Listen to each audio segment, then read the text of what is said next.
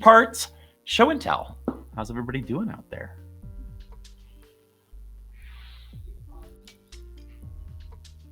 Welcome, welcome. Hey, Sako. How's it going? Hey, the me Mike. Welcome, welcome. Let me drop the music here a little. I'm on a new setup today. I am over in my soldering area, which we'll do some more with in a little bit here. But I thought I'd start by just saying what's up and answering questions and that sort of thing. If you would like to be, if you have something you'd like to show as part of Show and Tell today, please sign up. Let's see if the mods can put a link in the chat here. We've got just a little Google form so we can help organize everybody. We don't have anybody signed up right now that's able to show today. So if you'd like to show something off impromptu, please do. You can be on camera if you like. All you need is a phone or a webcam and a web browser. And you don't have to be on camera. You can just show your thing, or you can show your face also. Or you can just send us a picture or a little video of your thing and a description, and I'll look at it and talk about it live on stream. So whatever you're comfortable with. Yeah, howdy everybody. Hey, Yorkshire Techie. I almost said Yorkshire Terrier. How many racks do I have for my stuff? I don't know. I have up here, I have 6 rolling racks, it looks like. 4 are full height, and then I've got 2 half height. But I have a ton downstairs as well. So yeah, it's key to have a lot of storage. And then I've got all the custom shelves and stuff. We just put in more shelves downstairs, and yeah, it's storage is key here. So yeah.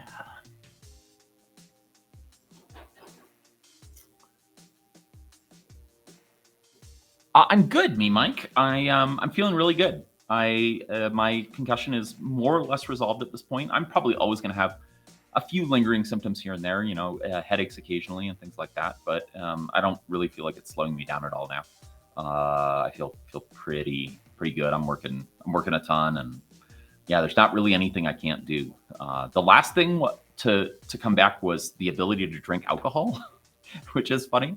I'm still pretty much abstaining, but it used to just destroy me up until, gosh, a few months ago. So yeah, that's finally come back. I can drink. I'm deciding not to. I figured I've just been not drinking for so long that I don't miss it that much. And you know, I wasn't a heavy drinker, but I enjoyed a good beer, or glass of wine, or cocktail occasionally. But you know, I just figured it's better for me to lay off. So you know, it's never been good for your brain. So yeah, I appreciate everybody's support through all the wild concussion times. So I'm just really glad to be on the other side of that, and that there is an other side to it. It's not a given that you recover from that, and it's not a given how much you recover. So I feel really, really lucky, and I feel lucky that I eventually got the treatment I needed. So what am I up to these days? So I am working on several big iPhone projects, and they're taking way longer than I thought, but they're both, I think, are going to be really exciting. One is an iPhone modification project that I thought was going to be simple, and it's not, which means it's going to be a really good story, or it is a really good story. And I'm just shooting a ton for that. Today, I actually want to show off, I'm not going to say what it is, but I am going to show off what I've been working on this week with regards to it, which is really around some core techniques around iPhone reverse engineering, maybe. That's probably overselling it, but some basic micro soldering techniques that I'm remembering how to do, and also some new techniques to figure out what some components are. So I'd like to show that off. And I said before, as I said before, if you'd like to be on the stream, please jump in and sign up. I'm kind of doing this as I won't say filler, but this is the default thing we'll do if people don't jump in and have stuff to show and tell. But I'd much rather see your projects than show you this sort of thing that's still in flux and in the works. So in progress. The other thing I'm working on, again, I'm not going to say exactly what it is, but I am very excited about it. I made some huge progress yesterday, and it's more of an infrastructure project, if that makes sense. It's a foundational project that will allow me and others to do some really exciting things with iPhones. So I'm developing a bunch of techniques and some designs that will unlock all sorts of possibilities. So I'm really excited to share that. I still have some work to do, but I feel like with both projects, I'm at the point where I've done the naive thing and failed. And I then have sort of overcome, or at least understand what all the problems are. And I feel like I have a really good handle on them. So still some more work to go, but I'm feeling really confident. It's just kind of in the like lots of work to do phase. So I wanted both of these videos to be out by now, but it's taken time. So I also yesterday shot with a potential candidate as sort of a test shoot as part of the interview process for bringing a shooter editor onto the team. So I'm really excited about that. That went really well. And really excited about that. So I've got one more coming in next week, and I'll make some decisions. And hopefully that's really going to accelerate the rate at which I can put out videos. So very excited about that. Yeah. Robot wheels on the shelf here. Those are the ones that Esden sent me, which were enormous and very loud. So I took those off. The robot's actually sitting down next to me. Spare parts here. It's still mostly intact. It might need a few repairs just because it's getting a little beat up in transport and stuff. But yeah, I mean, it is something I'd like to resurrect at some point. The big problem with this shop is that it has stairs, and so it's not super easy for a robot to like wander too much without falling down the stairs or being stuck at the bottom. So I don't know. That's something we'll resurrect at some point. I have some other robotic related plans at some point here that are waiting for me to finish these iPhone projects. So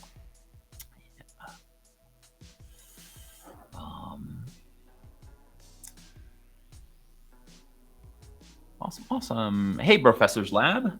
Good to see you here. This is Professor Tops from he's showed off 2 projects now, both of which were stellar. So yeah. Thanks, Danger BK. I appreciate it. Yeah, the health's been really, really good. So I'm really psyched. This is the year that Strange Parts blossoms again. So I'm very psyched.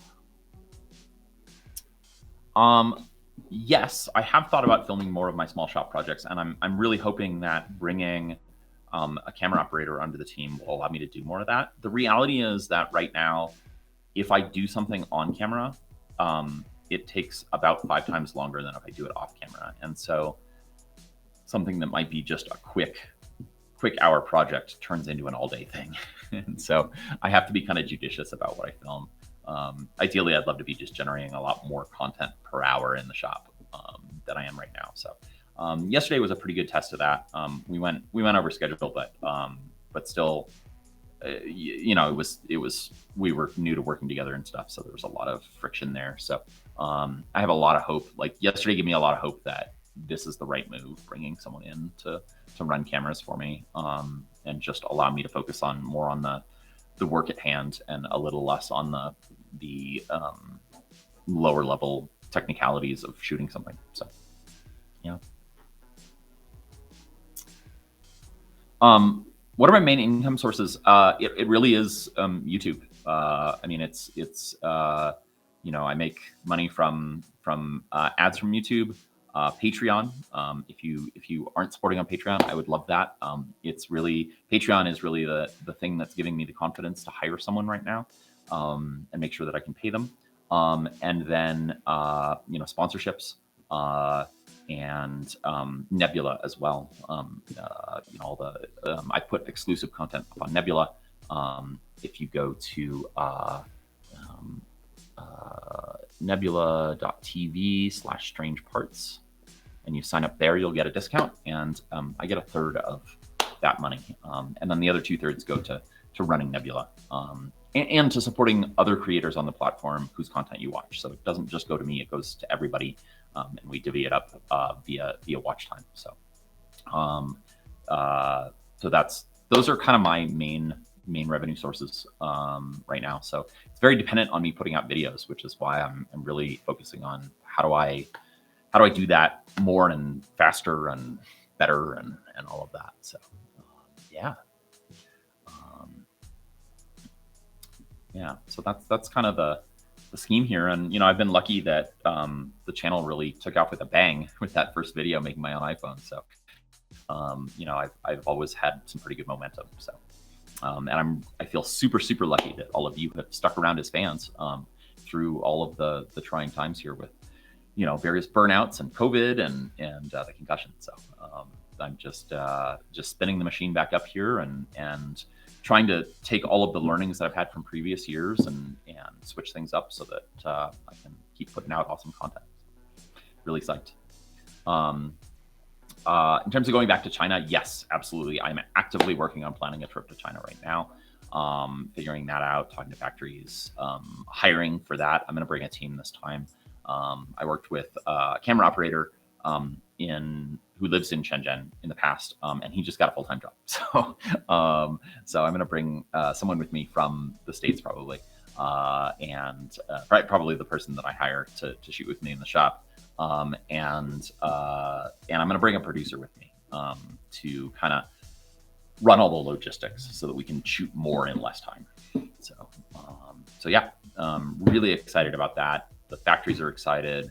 Factories are begging me to come make videos. So really excited about that. And then just excited to travel in general again and excited to be back in China. I really miss it. So really excited to see how things have changed, how the markets have changed, all of that. So it's going to be good. I don't have dates set yet, but soon. So yeah. Probably going to go to China for like a month to 2 months. It's kind of a balance of it's a long flight over.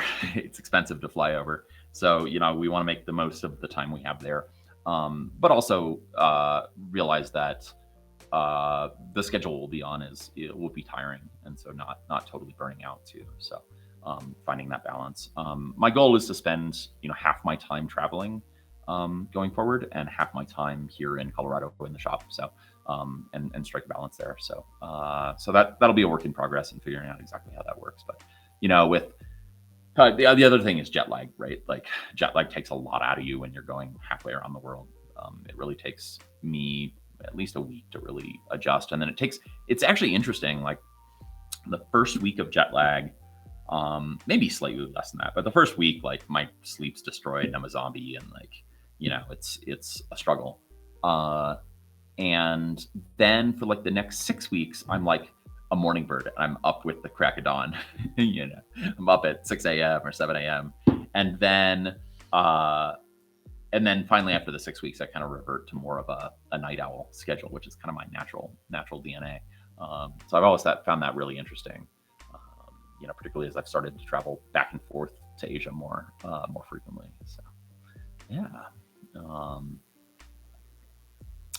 Do the factories pay me to shoot? It depends. I always disclose if they do in the video. Sometimes they do, sometimes they don't.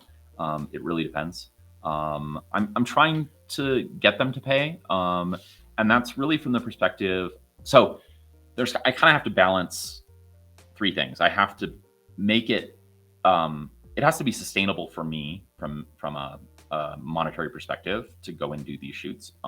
And as I grow the team, if we're traveling with 3 people, it's not cheap. And that's kind of one of the things I'm running into right now planning this trip is like, I'm looking at the numbers and going, oh, wow, this is more expensive than me just kind of flying by the seat of my pants by myself or with my camera operator in China. Where I pay him well, but I don't have to fly him over, and I don't have to put him up in hotels, if we're in Shenzhen and things like that. So there's that piece. Like, I just need it to be workable. I need to make the numbers work.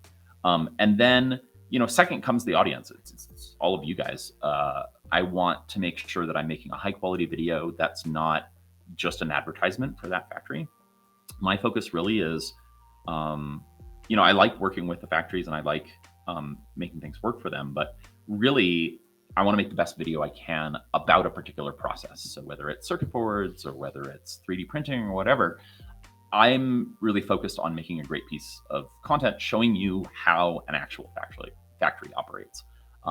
And so that comes first and foremost. And I want to make sure that any of the money doesn't get in the way of that. But then at the same time, I've realized that, if I'm going to make a video about how circuit boards are made, I have to make it in a circuit board factory, right? Like, that's the best place to do it, is to be hands-on and be right there on the machines and talk to people. And so I'm going to make it at somebody's circuit board factory. And the reality is, it's great advertising for them. The video we did with JLC, they loved it. They had it on their homepage for years, and it was great marketing for them. And a lot of people said, I'm a lot more comfortable working with JLC now that I've actually seen how they operate their factory. And that has nothing to do with me being, like an advertiser for JLC. I'm just making the video I want to make at JLC's factory. And I'm not being a jerk, right? Like, I'm not going out of my way to try and make them look bad. I'm also not going out of my way to like try and make them look good and like hide a bunch of warts or something. I'm just showing it like it is, and the reality is, it's a well-run factory and a well-run company. So my conclusion based on that is that somebody's going to benefit a lot. Some factory is going to benefit a lot from me making a video there, and so why not charge them some money and get a piece of the benefit they're getting from me doing the video there. So that's kind of my reasoning. It's a balancing act, but I think I would like to think that I have done it well thus far, and that based on all the feedback I've gotten, I think we're doing it pretty well. There's a few things I've learned over the time. The dynamic between I forget her name, but the woman who showed me around JLC, poor woman, like, she hadn't been to the factory before, but she was like the English speaking representative, and so the dynamic between me and her wasn't the best. And we kind of when it came down to the edit, like, to make it short enough, we had to sort of use more of my explanations and less of hers, because we needed succinct explanations. So I feel bad about that. We've changed that up in future videos to make that work a little bit better. But yeah, I would like to think that you all feel like I'm not misleading you or hiding anything or being overly advertising focused. And I want the factories to be happy, right? Like, at the end of the day, I'm a guest in their factory, and they're really going out of their way to accommodate my filming. So yeah, and so far I'm able to make the numbers work where it is a worthwhile thing to do. So yeah, we'll keep up with it. I am talking with some factories. I won't say whom, but I'm talking with some factories about doing multiple videos with them, and just trying to make sure that doesn't come off too advertising focused. But they're cool factories, so we'll kind of have, like, it'll be almost like a mini series. I'm probably not going to pitch it that way, but we're going to work with the same company for multiple videos. And I've already done that. I've already worked with Shumei, I think was his name. I'm blanking on it right now. The name's part of my brain is not switched on, but we did the UV printer factory tour, and then the metal cutting laser factory tour, and both of those were his business, and so I think that went pretty well. So anyway, this is me kind of rambling, and it's something I'm very, very conscious of. So yeah. What else we got going on here? Awesome. B&I says, I'm working on some projects, but nothing to do with electronics. Honestly, mostly game development and design. Yeah, there's not really a limit to what you can show off here. It doesn't have to be electronics. We had, for instance, we had Professor Tops. He's in here. He's Professor's Lab, I think. Show off his custom Settlers of Catan game that he made a few weeks ago, which was awesome. So if it's making stuff, if you think this audience would be interested, we'll let you know if you sign up on the forum and it just seems way too far afield. But we're casting a pretty broad net, so don't feel worried about that.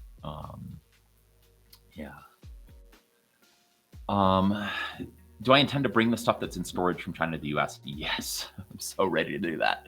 The storage over there is so expensive. I'm paying like $300 US a month for essentially like 10 feet by 10 feet in an air-conditioned storage facility.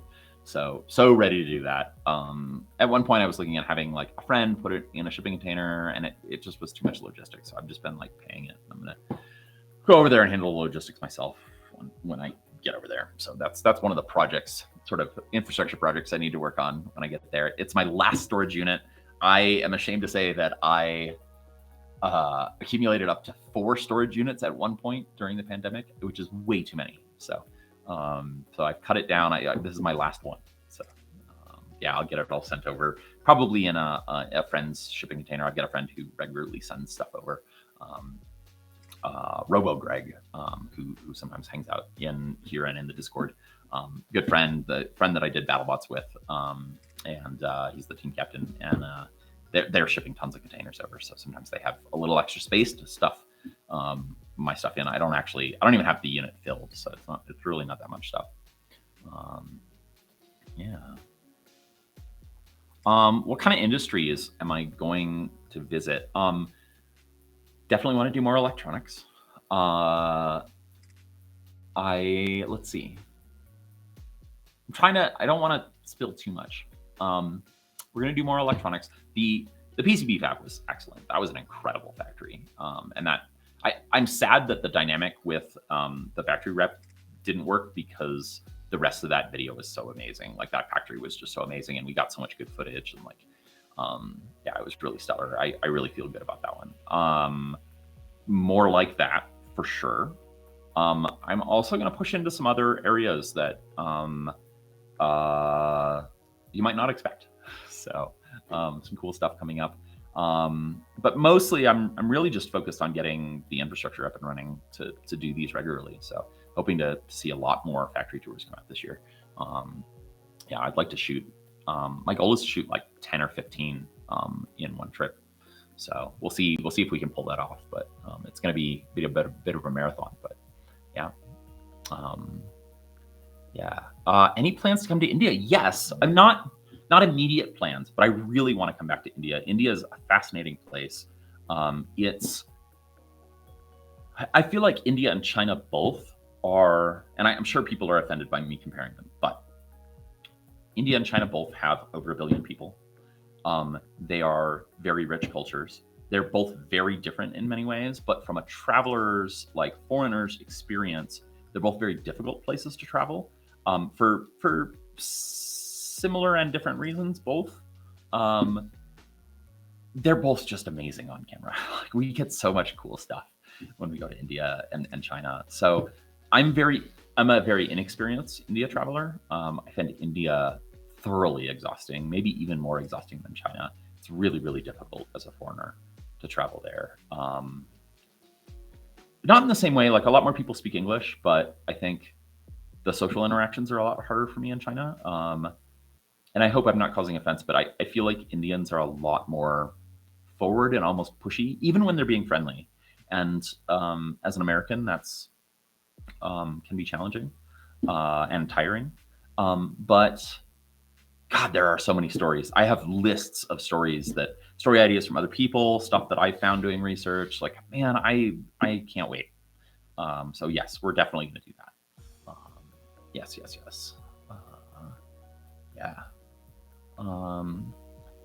It'd be amazing if I did video game studios. Yeah, I don't know. It's so hard. Like, I feel like I haven't been inside a lot of video game studios, but I feel like it's mostly cubicle farms, and so I don't know what we'd show on camera. I come from a software background, so I'd be a perfect person to go do kind of software type stuff. But Unless we did like a mocap studio, motion capture, or something like that.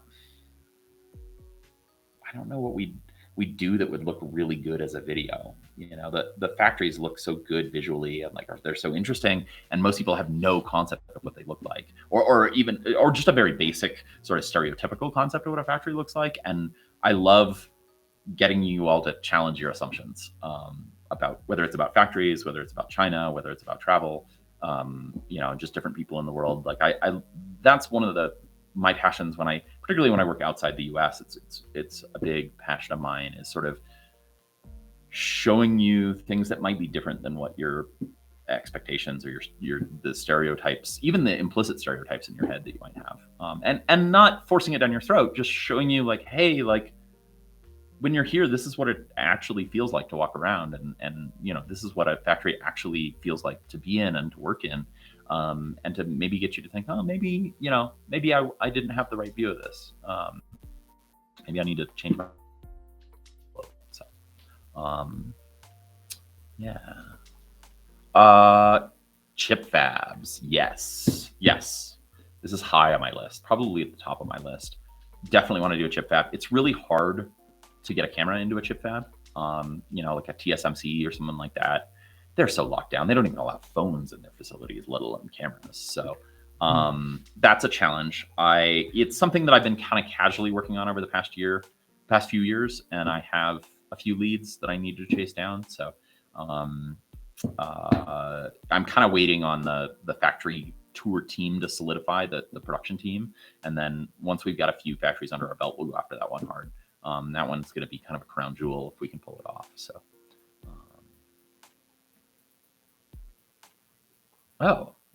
Sako says, yeah, if you've got leads, Sako, I'm totally interested. Totally interested. And I don't think we need to do like a cutting edge, bleeding edge chip fab. The reality is that even something that's, a number of process nodes behind bleeding edge will be super interesting, and we'll have far less restrictions on what we can show and what we can film. So my goal is to find a factory that's kind of bread and butter, ICs that are much larger process nodes, because the difference between an old, a 10 or 15-year-old fab and current, the changes are so esoteric that it's going to take me so long to explain just how chips are made in general, that explaining the differences between 15 years ago and now, it's really crazy stuff that's going to require a lot of background to get to. So I think, and I don't think we'll ever get there, right? I think we would never have enough time to really cover it in that level of depth. And they would never let us show it. So I think it's fine to visit an older factory, an older fab. So yeah, even like a wafer of 555 timers. Exactly. That's what I'm talking about, right? 555 timers, like dip chips, 74 series logic, power regulators. Like a lot of the technology is in common across fabs of all eras, right? It hasn't changed that much. It's changed, at the very bleeding edge, and sort of, what kind of light are they using? And they're doing all sorts of tricks, but the basic process has stayed the same. So, yeah. So,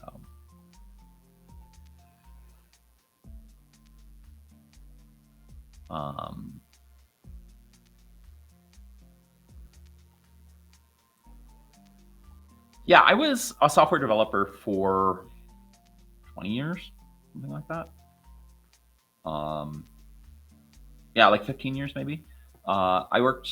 I've done a bunch of things. I've done a lot of web development, but I worked on web search at Google. I worked on the core infrastructure team that ran the web server that runs Google Search, which is actually a completely custom web server written from the ground up. And it's like, I don't know, at the time it was like 1 million lines of code. It was ridiculous, all written in C++. So I worked on that. I worked at a couple startups. I've done mobile development. I've done big data analysis. Yeah, I was a system and network administrator back in the .com days, which was the start of my computer career, and taught myself Perl to administer a nationwide network of offices. So we had like, I don't know, 250 locations or something and 1,000 devices under management. So I built like a custom management tool for that. So yeah, I've done a lot of stuff. I've also done like embedded work. So you know, kind of, I would call myself a full stack developer, I guess, a jack of all trades. I've done a lot, and yeah, just kind of got, I don't know, I got bored of it, I guess, and wanted something new. So YouTube's been a fun thing, and diving back into electronics and stuff. But I would like to kind of weave some of my development skills back into the channel at some point, just because I'm if I could say so myself, I'm a pretty decent developer. So, and I think I'm pretty good at explaining stuff. So it'd be fun to do some of that stuff. I look at what like Tom Scott has done, explaining some basic computer science concepts, and I go, I could do that. So Tom's amazing. I wouldn't want to step on his toes, but it definitely inspires me. Yeah.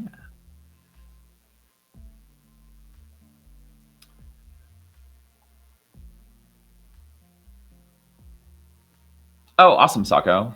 Doing an R&D fab. Yeah, I want to stay away from like academic fabs, because they just kind of look more like a academic university laboratory.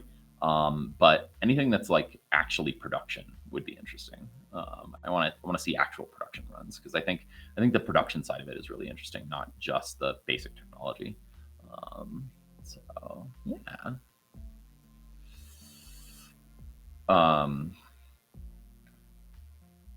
Yeah, it's been a long time since I've written any Perl. I really enjoyed Perl at the time, and I'm much more of a Python guy now. I haven't written Perl in 10 plus years, but it was a really fun language at the time, and the community around it was super fun.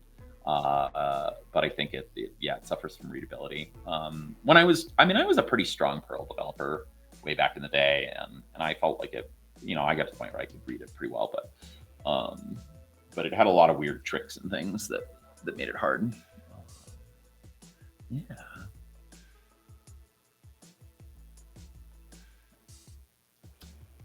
Well, shall we pull out the microscope here and do some soldering? I'm all set up to do it, or more or less set up. So let me talk about what I'm doing, and then I'll get fully set up. Well, I think we can do this without my full setup. I have built something ridiculous, which I will show off, but maybe we don't need to like fully bust that out. Let me go need to grab some parts. I will be right back. Need to grab a fixture too.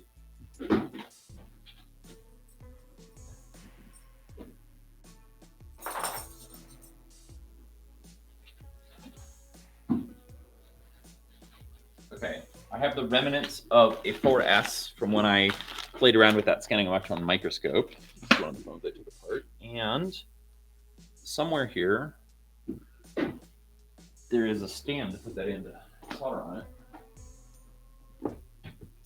Oh, okay. I'm going to explain the basics of what I'm trying to do first, and then I'll show you the ridiculous thing I built because of one of the problems that I ran into.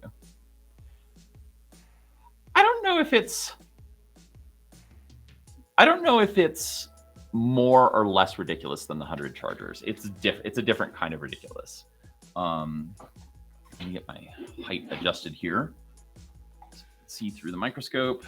And let's turn on some extra cameras. So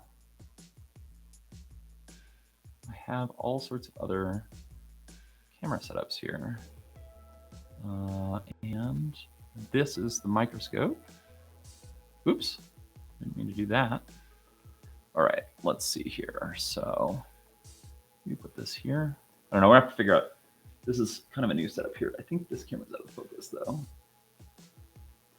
Is that better? That looks better. Okay, I'm gonna turn brightness down for a little bit, so you can see. Okay, cool. So I am soldering 01005 resistors, Sako. You nailed it. Yeah, we've been discussing this problem in Discord. So the challenge I have is I'm trying to modify an iPhone logic board. And I'm realizing that I need to be able to take an 01005 component off the board, measure it, figure out what it is, and then put it back on the board successfully. I have a dog who's going to bark at me in a minute here. I don't even know if you can see him. He's right here. Oh, there he is. This is Ambrose, for anybody that doesn't know. And he's been sleeping in the corner very well for the past many minutes, and now is ready for adventure. Go lay down. Did you come over here just to fart? Because that's not very nice. Go lay down. Go lay down. It's one of the downsides. Go lay down. Lay down. Go on. Go lay down. Ambrose. Gotta give him the stare. Good boy. Okay. So. Yes, he's not the best companion for soldering. But he's still a good boy.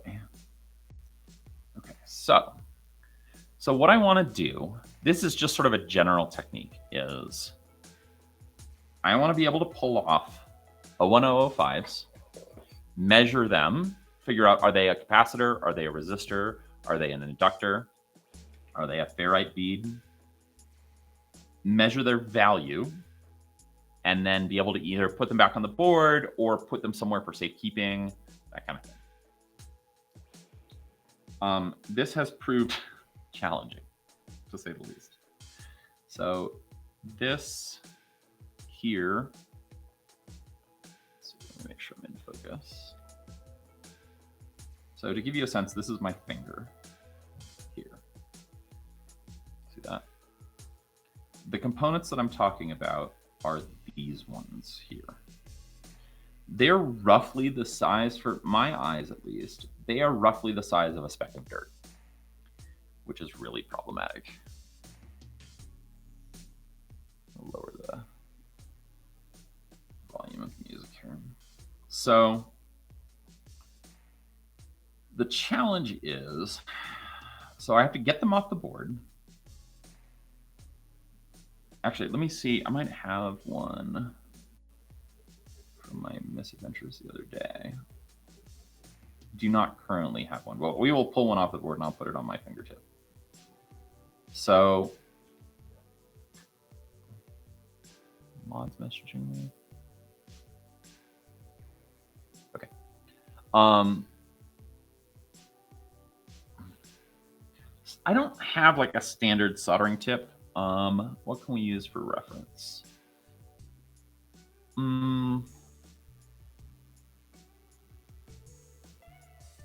Put like an iPhone screw next to it. We'll put it on my fingertip and you'll be able to see. So the challenge here is getting it off and not bumping anything else. That's one challenge. Another challenge is when you're moving it with the tweezers, not shooting it off into space. And then the third challenge is, how do you measure it, right? So I have like needle probes, right? So I have really, really fine multimeter probes that look like this, right? So they're basically needles. They're pretty sharp.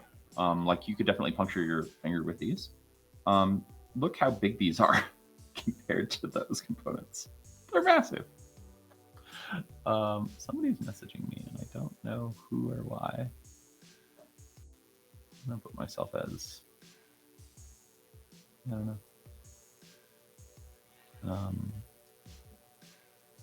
Just want to make sure it's nothing important from the mods. Shout out to DJ Marlis for solo moderating today. Thank you, DJ.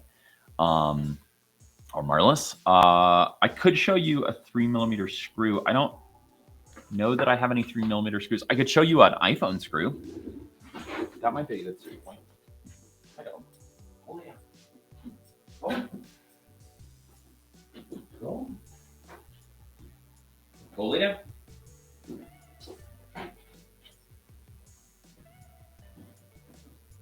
Good boy. All right, I have some iPhone screws here. Jump this this out. Give you some sense of scale.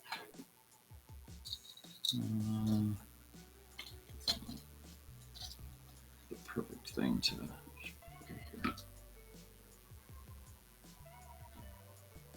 Okay. So most people consider iPhone screws to be pretty small. They are in the M1.2 to M1 range. So the diameter is either 1 millimeter or 1.2 millimeters. And this camera's high now that I've scooted my chair out. This is how big one of those look next to these components. It's massive. These magnets are playing havoc with this, but yeah, to give you a sense, that's kind of what we're working with here. So very, very, very small. If I shoot one of these components off into space, they're essentially just lost. There's just no chance of getting them back. So I did a very ridiculous thing, which I'm not going to use right now because this is just a practice board. But I built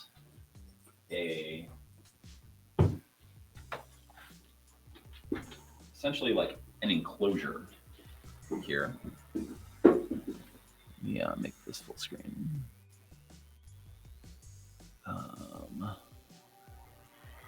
So I made this. This sort of goes this way on the microscope, but basically the microscope sits in this hole up here, and then it has a white trash bag, but it's really, really clean inside, and it has this white trash bag that's actually like a skirt apron that ties around my waist, and it kind of creates an enclosed space in here where got some cardboard bits, where if I lose something, I can find it again. And I've actually successfully found something again using this, but it's thoroughly ridiculous. Part of the inspiration was that jewelers wear aprons like that attach to their desks to catch gold particles or silver or whatever they're working with when they're like filing or sawing something, because that's worth money. You don't want it to end up on the floor.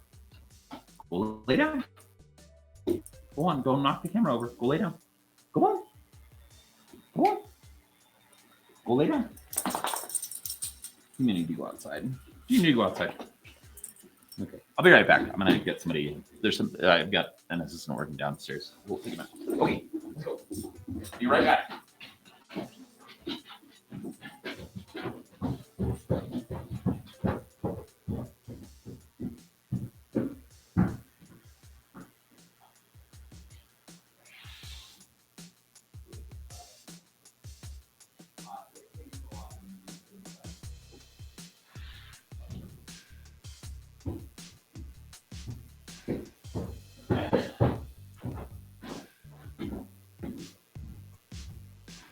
All right.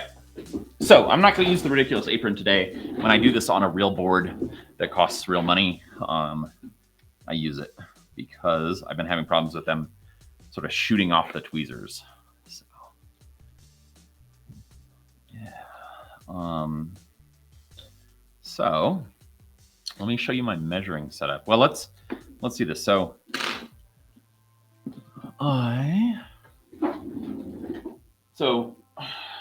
the other key to my success, which was a suggestion from folks in the Discord, which join the Strange Parts Discord if you haven't already. There's lots of all this conversation continues in there after the stream is over. So come hang out with us. A bunch of cool projects and stuff going on there. But on the suggestion of Discord, I started using double-sided tape as sort of a landing pad to put the components on. And the head of these magnetic holders is actually perfect because it's right where I'm working. And so I don't have to move it very far to get it up here. And then this tape is pretty gummy. In the film industry, they call it snot tape because it kind of, when you ball it up, it kind of looks like a ball of snot. And so it's kind of gummy, and you'll see it sticks the component down really well. So, and then the last piece of the puzzle here is the LCR meter. And Daniel over at Keysight hooked me up with this when I went down to visit him a few weeks ago down in Colorado Springs. Keysight's been wonderful to me. So full disclosure there, this was a gift from them, and they've given me a bunch of test gear. Huge supporters of the channel. So and hopefully we're working together on some other stuff. So got some stuff in the works. And Daniel's just amazing and super nice dude. So shout out to them. But an LCR meter is for measuring inductance, capacitance, resistance, and it can figure out what a component is. And then I've got tweezers hooked up to it that are like tweezer probes here. And I can show them. Thank you, Marlis, for managing cameras here. I'm out of focus on the main camera, on the microscope. The depth of field is bigger on my eyes than it is on the camera, so I don't always know. So anyway, you can see here I can touch the two ends, but I have to pull it off first because I don't want to measure the resistance or capacitance or inductance of the circuit. I only want to measure the component in isolation, so I have to pull it off. Yeah, Sako. We're working. I'm in talks with Keysight. Yeah, they've got some cool stuff. So they've got some cool stuff to show off. We're working on it, trying to make it happen. Yeah. All right, so let me dive into this. Hopefully you can see everything. I'm gonna angle the meter this way, and basically we're just gonna measure some components here. Make sure that this meter is working well. I've had some interesting things with it. I've had to do a fair amount of calibration on it. Let's see where we end up. Okay, so that's pretty good. But I think I'm willing to blame it on these $6 tweezers and not this $500 LCR meter, which is pretty amazing. So go from there. Let's see. Okay, so zoom this in a little bit so you can see what I'm doing with my hands. I apologize if I block things with my other hand here. I'm going to do my best. Alexa, turn on hot air. Peter, you isn't responding. Alexa, turn on hot air. Okay. All right. I have Alexa run everything dangerous in the shop. Any sort of thing that stays plugged in type thing, so that I'm sure it gets turned off at night. So I have one command to turn everything off, and then she also, like as a backup, turns everything off at like 10 o'clock at night. I'm trying to find some flux. I was shooting all day yesterday and stuff wandered. Oh, here it is. Okay. It's partly because I've got like cameras and laptops and stuff over here where I don't usually have them. Okay. So you see this? Let's get this in frame. I'm running the hot air pretty hot, and I don't know if you can see it. I'm running at 390. It's running at 420 now. This is too hot. On the newer boards, I was having to run it hotter. I think maybe the dual layer boards, the sandwich boards, are like you have to get a lot more heat into them. I was expecting to run lower, like 350, and I'm having a hard time getting stuff hot enough. So I've got capped on tape here covering up connectors so that I try not to melt them, because they actually are in the range of being able to be melted here. For the sake of this, I'm not gonna. I was kind of testing that out. I'm not gonna worry about that too much today, just for ease of access and things. But yeah, I figured we'd do a little soldering practice here. So I've got a whole bunch of kind of dried up flux here from the last time I was practicing yesterday, I guess. So I'm gonna come in and heat that up a little bit and then clean it off with some alcohol. Just get a fresh start. I'm just going to heat this up a little bit just to kind of get it from that really stiff phase into more of a gooey phase here. Okay, that's good.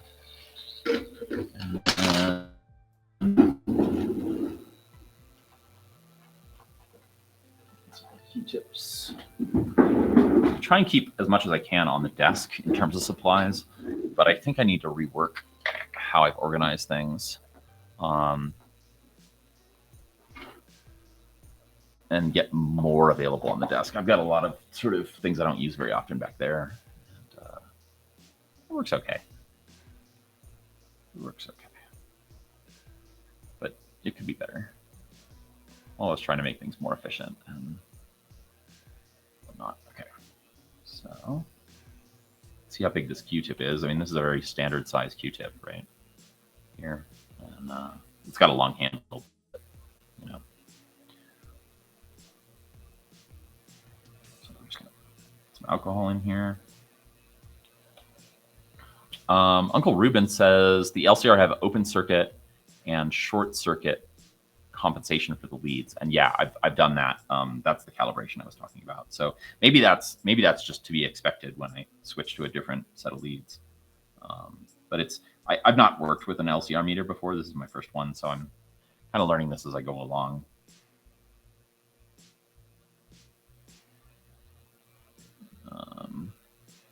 And then I'm open to suggestions, by the way, tips here from other people who are experienced micro soldering folks.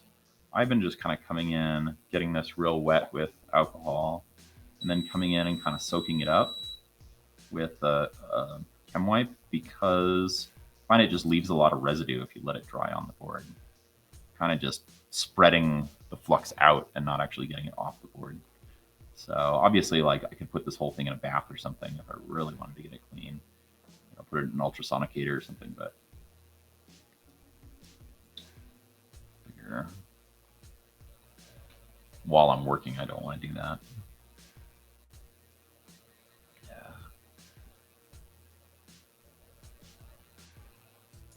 Yeah.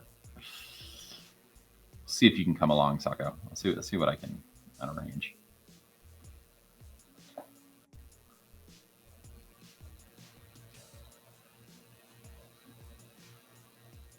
Daniel's a pretty good dude, so maybe we'll make something happen. I got a killer off-camera tour of their Colorado Springs facility, which was super interesting. Super interesting. Well exceeded my expectations.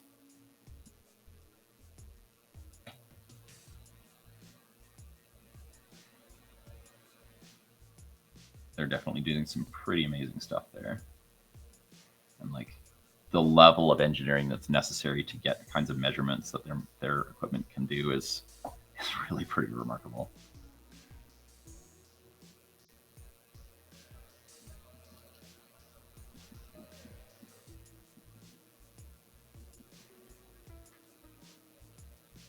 Hey, Esden. I've been talking about visiting Keysight down in Colorado Springs. I think that's what you're asking.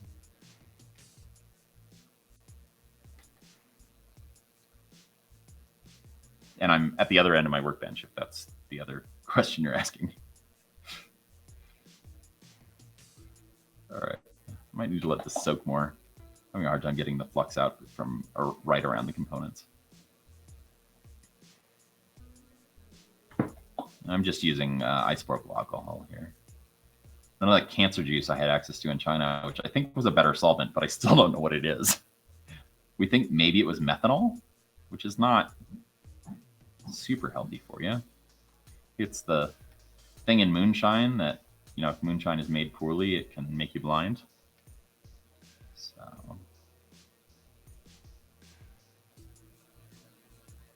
all right, I think we're gonna go with this. There's still some gunk around some of these, but we're gonna put new flux on anyway, so.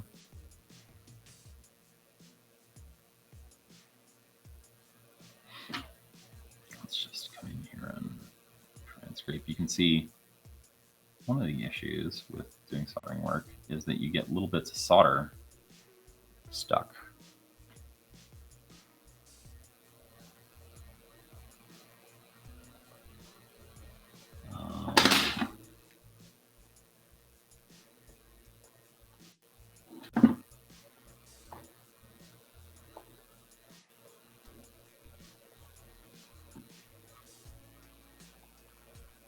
All right. So let's see. Let's switch things up a little bit.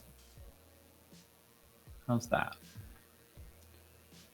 Right, you can see a little bit more of what I'm doing. Oh yeah, now that it's dry, we can see some of that crap in here.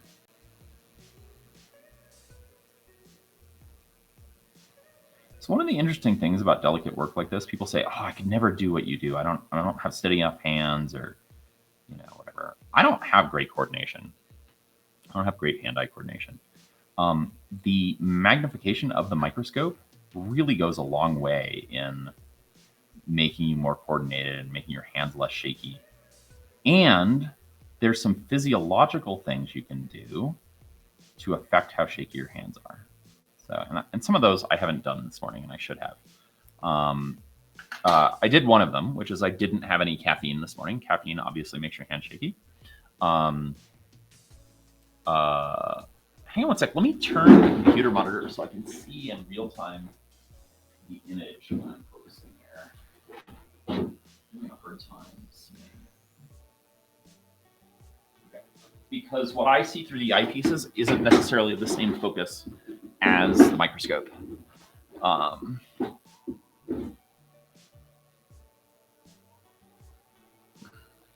Shout out to DJ Marlis here for moderating. Thank you so much, Marlis. He's helping with not only monitoring chat and whatnot, but also getting guests on. We're gonna have a guest on here in about 20 minutes. So stay tuned for that. It sounds like a cool project. And if you'd like to be a guest, hit up strangeparts.com/show-and-tell, all one word, and enter the form, and we'll get you on. We'd love to have you. But I'm going to do this for about 20 minutes, and then we'll switch to him, and maybe we'll come back and do more of this. Yeah.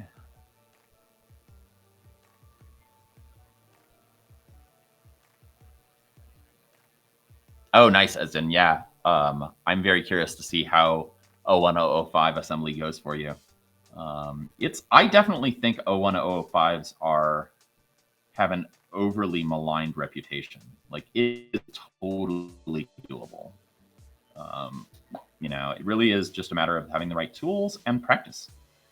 This is very doable. So I was talking about shaky hands. So no caffeine is one, but then blood sugar matters as well. If your blood sugar is low, your hands are gonna be shakier. And what I said I didn't do this morning is I didn't eat breakfast. I've been fasting. I've been trying to lose some weight, and so I've been restricting my eating to later in the afternoon. And I realized when I'm doing micro soldering, I actually have to eat earlier in the day, so that I'm less shaky. So it's interesting. And then one thing that I heard about recently, which I'm sort of experimenting with, is that there's some of the shakiness can come from your body anticipating movement. And so if you actually move a different part of your body, like you jiggle your foot while you're trying to do something delicate, that will actually make your hands more steady. So I actually just jiggle my knee under the table while I'm soldering, and that seems to help. So I'm still experimenting with that. Okay, so let's see here. We are going to go after. Let's go after this component right here. So we're just going to measure what that is. And actually, these are not my favorite tweezers. It's one of my favorite tweezers. It really matters that the tips come together. You can see these are a little burnt from work yesterday, but it really does matter having good tweezers. And they don't need to be the super expensive ones. These are about $10. These are Rhinos. These are SW11s. Actually, let me put it under here because that's the big camera right now. These are Rhinos, and they're SW11s. I think Adafruit sells these for like $11. You can get them other places. They're super solid. You can spend a lot more than this for tweezers, but I really like these ones.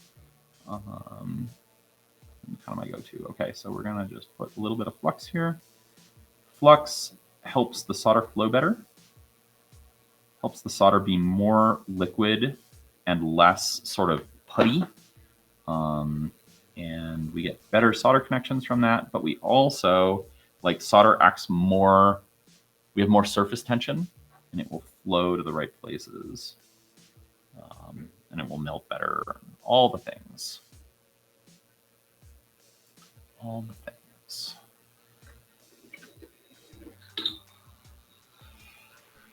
Okay, so let's get this all in frame here. So I've got my heat gun set to, I've just got a real low end heat gun here. This is an 858D, of which there are tons of clones. I've got it set to 390 Celsius, and air is about 4 out of 8. And I'm just going to come in here. We're probably going to melt this connector, and if I cared about it, I would mask it off with some Kapton, but I'm not going to worry about that today. So we're just come in and hit this for about 30 seconds with the hot air. And then we're going to come in and very carefully pick it up and put it right here.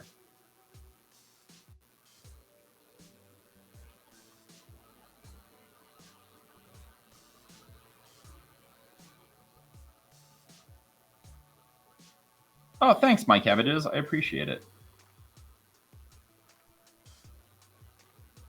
I would normally put your message up on screen, but my hands are a little preoccupied right now. Okay, so I'm just periodically coming in and checking. Okay, is it loose? One of the things I've noticed is if I try and pull it off a little too early, I can get it off, but then I throw it across the room and it's lost. And the whole point of this X-ray is not just pulling it off, but is actually being able to measure it. You can see this is starting to get soft here, this connector, and so that's a real risk.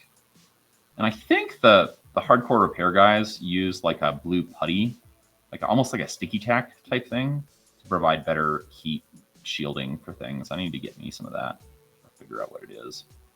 I don't have a hot plate. I probably should get one. I'm realizing that preheating, okay, there we go. It's off. And now it's on the tape. So you can see my hands aren't super steady. Like I still have a fair amount of shake at this scale, but it doesn't matter. Like I kind of know, I know what I can and can't do. So there's our component. Now we've got it on the double-sided sticky tape. Now I'm going to turn things to be aligned for how I'm going to come in. I want to put tweezers on the end. You can see I'm fairly shaky today. If I ate food, this would go down. I would be more steady than this, but I wouldn't be perfectly steady, and that's okay. You don't have to be perfectly steady. You have to kind of just know how to nudge things. Yeah. Yeah, Sako, I should try a hot plate. I do know the repair guys use preheaters and hot plates and stuff. I'm not quite sure with the dual layer boards. I haven't yet experimented with unsandwiching the sandwich boards on the newer iPhones, and that's quite involved. It's like a BGA layer of balls around the outside, a ball grid array. It's small balls of solder, and that's like a whole thing. So I'm mostly working on the outsides of boards right now. So I don't quite know how hot plates interact with that, but I should experiment with that. Okay, so let's turn on the meter here. Should be good. I've been noticing these plugs wander out. Again, I don't think it's a fault of the meter. I think it's the fault of me ordering $6 tweezers. Okay, so now we're going to come in and grab this. And again, try not to like throw it anywhere. Unfortunately, this meter takes a fairly long time to figure out what something is. I'm looking at the phase angle here, which tells me, is it a resistor, capacitor, or whatnot? And I could try and give an explanation of that, but it's a whole thing. Okay, so if it's around 0, it's a resistor. So this meter works by feeding in an AC signal, like a sine wave. And it seems to me like this is a very low value resistor.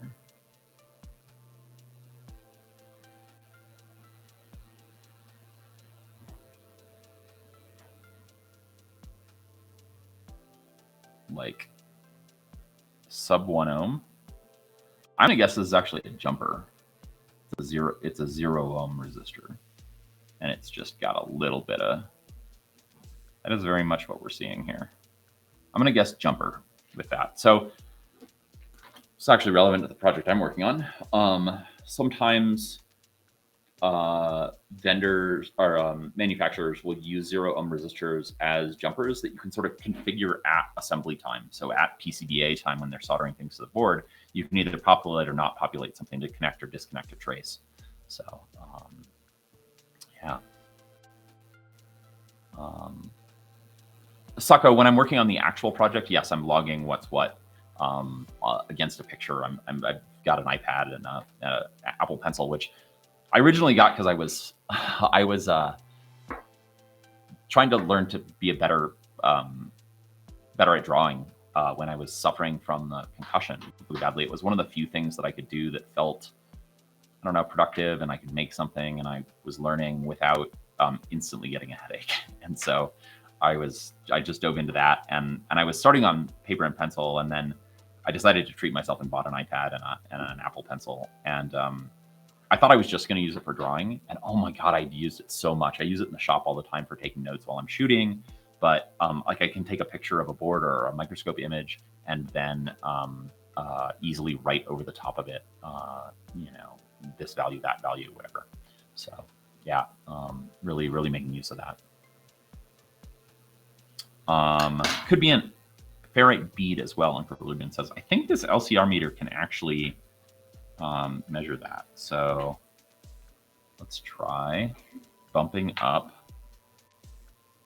the frequency. So we're at 1 kilohertz right now. This is the sine signal that's going in, and this phase angle, if I turn that on, right now it's just kind of jumping all over the place because it's open, but the phase angle basically is what is the signal coming out? Like, is it in sync with the signal that's going in, or is it out of phase with that signal? And if it leads, I'm gonna get this wrong, but if it leads, then it's an inductor, and if it trails, it's a capacitor, and if it's dead on, it's a resistor. Thank you, DJ Marlis. Give me a few minutes here. And I don't know what it is if it's a ferrite bead. Oh, I'd need to test much higher. Okay, this thing goes up to 100 kilohertz. So that's probably not enough. It sounds like I need to be much faster. But let's just see what 100 kilohertz does. So very low phase angle, so it's a resistor. If I got it. So yeah, it's hard to both look at the meter and the resistor and the component at the same time to make sure I'm actually in contact. But it's definitely a resistor. Yeah, I'm gonna say it's a jumper, but I guess it could be a ferrite bead. Yep. This is a Keysight, and it was I mentioned earlier it was given to me by Keysight, which I'm hugely thankful for. And it's a U1733C. So I really like it so far. It's had more of a learning curve than a multimeter, but I've also never used one before. So yeah, it seems pretty solid. It's taken a little bit to learn what calibration I need to do and things like that. So okay, Sako, that makes sense. Sako saying a ferrite bead at 100 kilohertz would be a short. At higher frequencies, it's an inductor. Okay, so I'm going to say this is a resistor right now. It's good enough for my purposes. So let's try and put this back on, and then we've got a guest. We've got RamblingGeek waiting in the wings here. So so stand by, RamblingGeek. We'll have you on as soon as I can get this component back on the board. So one of the weird things about this is that you actually pick up some of the gumminess from the tape onto the component. So that's one of the downsides. And it actually sometimes it makes measuring hard because the gooiness from the tape acts as an insulator. Okay, so I got that ready to go. We're gonna put it trying to orient it the same way as where it's gonna go, so I can just pick it up and go when I'm ready. But we're putting it back right here. And this is going to be a little rough because I'm shaky today, which again is, I believe, a blood sugar issue. I'm not diabetic, but it's just I haven't had food yet today.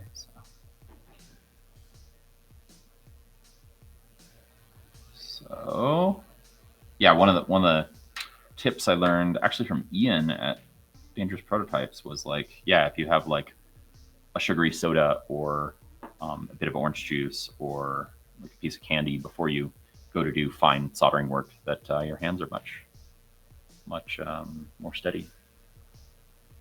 So I'm trying to focus for you guys. Particularly when I'm zoomed out, I can really see a lot more depth of field than the camera can, and the eyepieces have a different focus mechanism, so I can focus the camera and the eyepieces separately, which they should all be in step with each other, but it doesn't necessarily mean they are. Okay. I maybe should be waiting to put this down, but I have found, particularly with shaky hands and small components, it's better to place it early, particularly because when you get everything hot enough, everything else moves too. And so if you're bumping into other components, when everything in the area is movable, you can end up in real trouble real quick where you've nudged something else that shouldn't be there. And at this scale, surface tension is your friend. So I'm guessing, even though I don't have this totally lined up, I'm guessing surface tension should nudge this into place once I get it heated up here. And hopefully we'll see it. Let me get this in focus, sorry.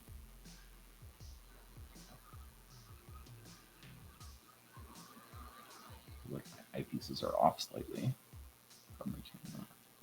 It's pretty sharp on the camera, I think. Yeah. Hang on one second. This is the independent focusing bit. Okay.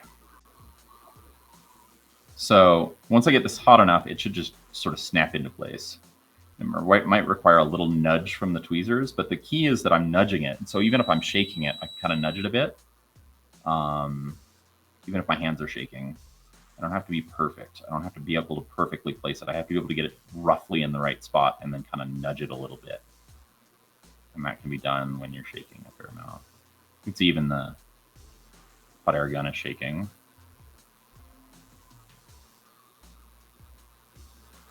I would say the other thing with this that's practice is learning to be a little bit more ambidextrous and be able to hold stuff with both hands. There it goes. See? Perfectly in place. Didn't even need to touch it. Done. We'll let that cool for a second, then I'll show you with the tweezers that it's soldered in place. And then we'll get RamblingGeek on here. Show off something cool. So you can see here now that solder is on there. I'm wiggling it with the tweezers. We're good to go. And then I would clean it up with some alcohol. So that's what I've been up to for the past, I don't know, better part of a week. Has been figuring out how to make that work. Let's turn off some cameras here. Yeah, awesome. All right, let's get RamblingGeek in here. Let me quickly see what they want to show.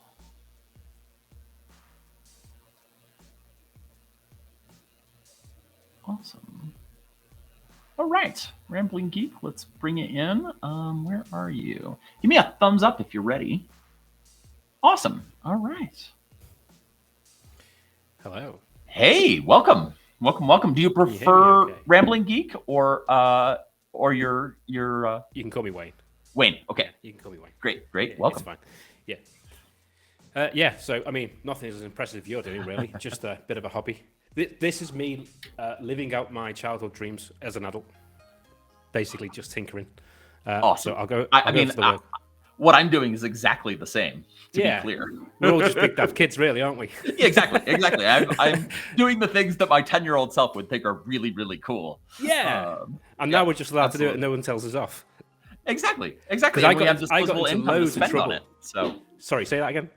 Oh, and we have disposable income to spend on it. Well, yeah, of course. I got Yeah. into loads of trouble for taking things apart when I was a kid. Same. Yes. One particular Christmas, going off on a tangent already, but one particular Christmas, my dad came down and I got. Do you remember those old? I'm really old, by the way.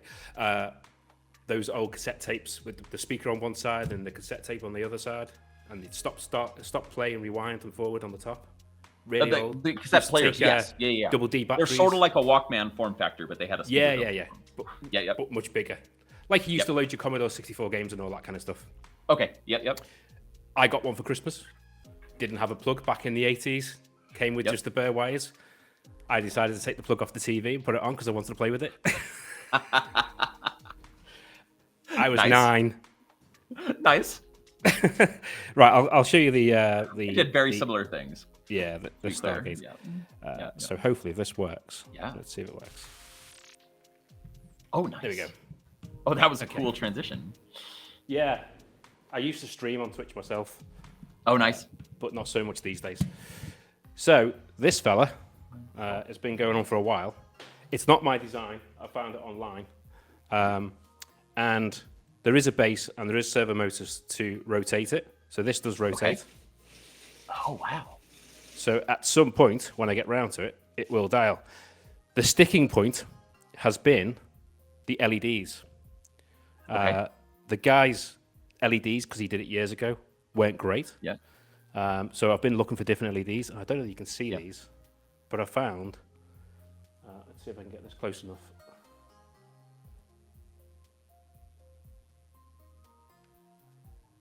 I bet you've seen these before. It's really small service mount LEDs. I can't power it up because it's obviously all last minute, because I wasn't planning on jumping on Yeah, tonight. no worries. No worries. I originally started with these. You can see the size difference. Yep. Yeah. So that was the change, and that's why it's taken me so Nice. long. So at some point, this will stand up and do the whole rotation. That's awesome. Do you know the TV show? Stargate? I don't. I mean, I know of Oh. it, but I've never watched it. So there's chevrons here, which again, I've got them all boxed up, but the chevrons which will lock in. So this will dial, so this goes back and forth, and it runs around Arduino That's awesome. with a bit of code, and that's going to basically, so in the TV show, they dial home or dial to another planet, Yep. and it's a wormhole basically. So this will rotate. So I'm in the middle of, as you can see, of trying to get the wiring correct for it. This whole thing, so you can imagine this now. This is the scary bit. The rotation on this, I don't know whether you can see that on camera, but each one of these is printed individually. Oh my god. Yeah, I haven't got a printer big enough. Yeah, So, sure. so the back, if you can see that. So if you can see, so it's all printed individually. So one of those took about 2 to 3 hours to print Okay. for each section, and then it's all glued together with super glue. That's awesome. So how is it moving? Is it just the inner ring is just sitting in there, or is there any sort of bearings or? No, it's just sitting in there, and that was the really scary thing. So you imagine doing the back. So if you think of this as the base, gluing that together was straightforward. Yep. But then I had to put the ring in and glue each section on. Yeah. And the scary And thing you don't was, want to glue to your moving piece. exactly. That's So amazing. I really took my time with that. And at first, I must admit, it was a bit stiff. Yep. And I just left it. I kind of lost heart in it a little bit because I thought it all gone wrong. And someone came round to the house and they asked what it was because it was on a shelf. So I picked it up and I took it down, and I actually moved the wheel. And it was really loose, and it was like reignited the idea again. Yeah, the interest. I wonder what caused that. I think possibly what I'm not 100% sure, but what I did do, I did put I sprayed a little IP over it, and then just left it. Okay. And so I don't know whether that dissolved any glue that was there. Yep.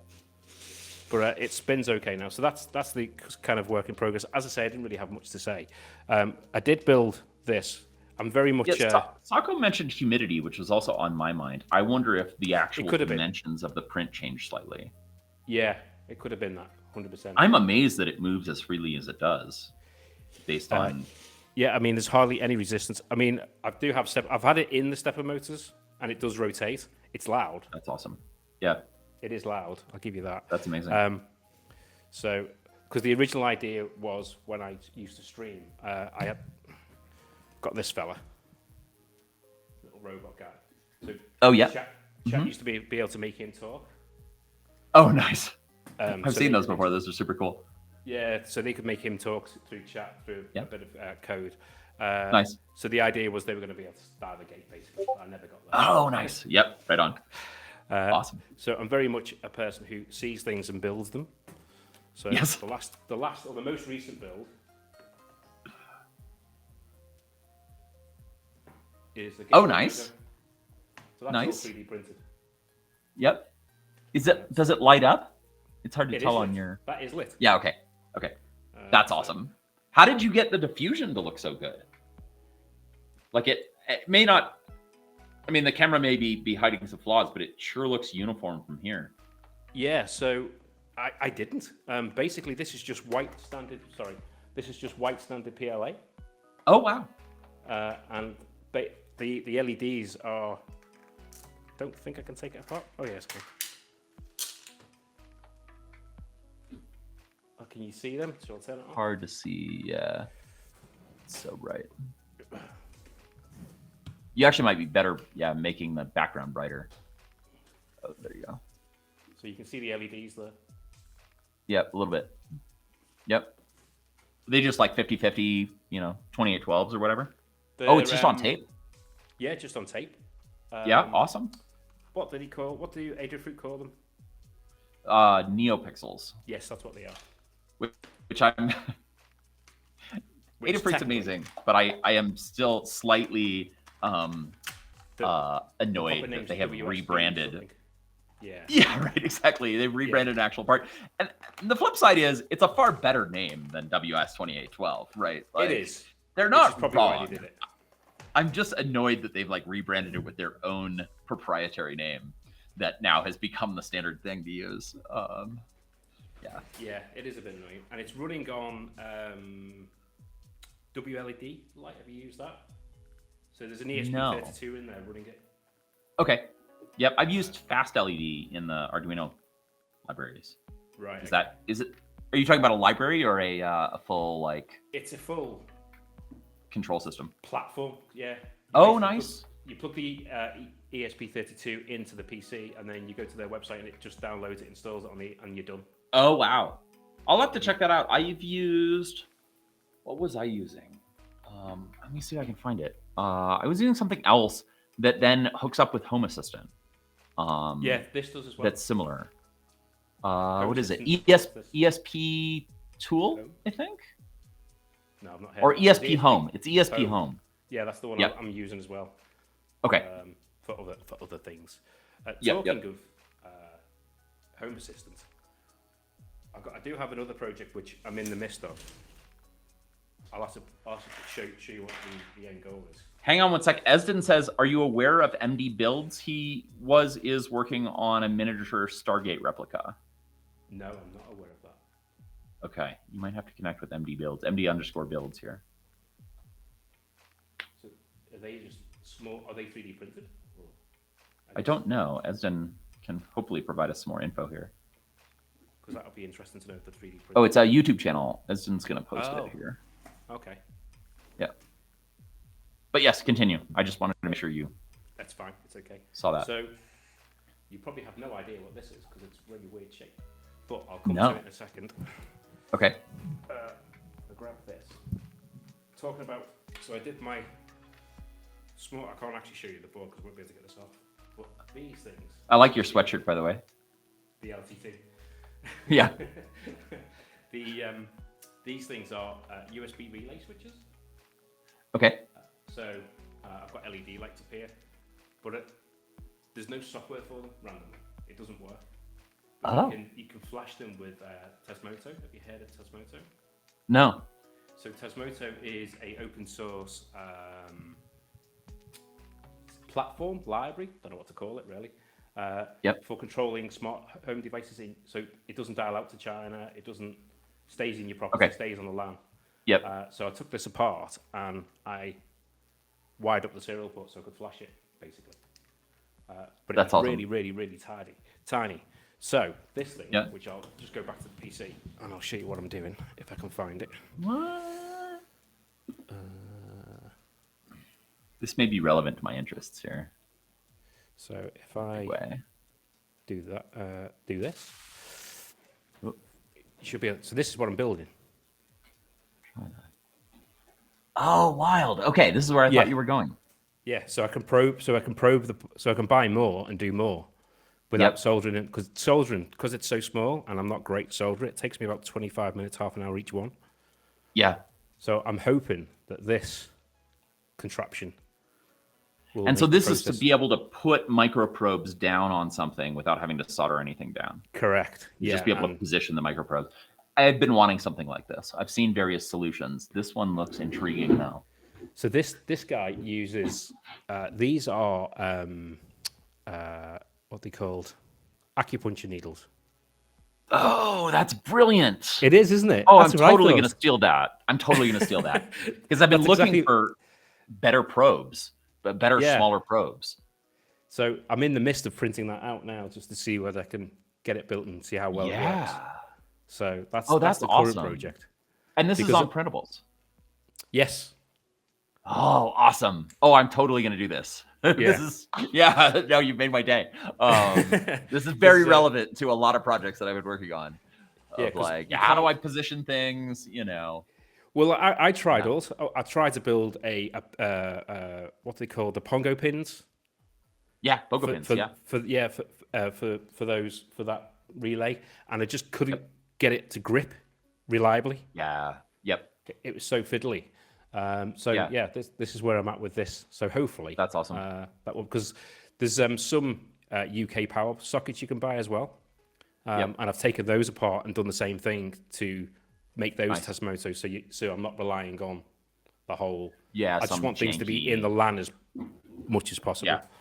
Yeah. No, that makes a lot of sense. I've been actually having problems in my shop. I've got so many different sort of cheap, Amazon purchased, little wall sockets and things. Yep. That at an even time, and they're from so many different vendors that at any given time, one vendor is down and like something in the shop is not working properly with Alexa. Yeah. So I heard you talk Super about annoying. you shout at Alexa to turn things on and make sure things go off. I do the same in the house, but I do it all through Home Assistant. So Home Assistant Oh, says, nice. camera's been on. It's all through Tesmotor as well. So the camera's been on for 2 hours. Yeah. Going to turn the camera off. It'll turn because I was leaving this camera on all the time because this camera's wired up to a smart plug. So when I go live, or when I used to go live, it just all comes on, basically. Yeah, same thing. Same thing I was doing. I'm shooting more and streaming less, so I don't have that set up now. But in the old shop, I was able to. I had a kind of like a let's shoot command, and it would change all the lighting around and turn cameras on and microscopes. I used to say soldering screen irons and time. stuff. Yeah. Yep, nice. Everything changes.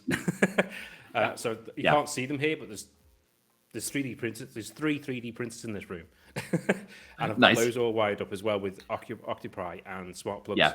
So when I send a job, it just comes on and prints. Oh, that's awesome. The biggest problem is that's- making sure I've left the plate in the correct place on the bed. Right. right. Yeah. But yeah, Then it's ready to go. Yeah, totally. That's pretty much me, really. To be honest with you, that's what I'm. That's awesome. That's I awesome. consider- Well, thanks I for consider coming on and myself, sharing. I consider myself very much a hobbyist, very much a tinkerer. Yep. Awesome. What made you stop streaming?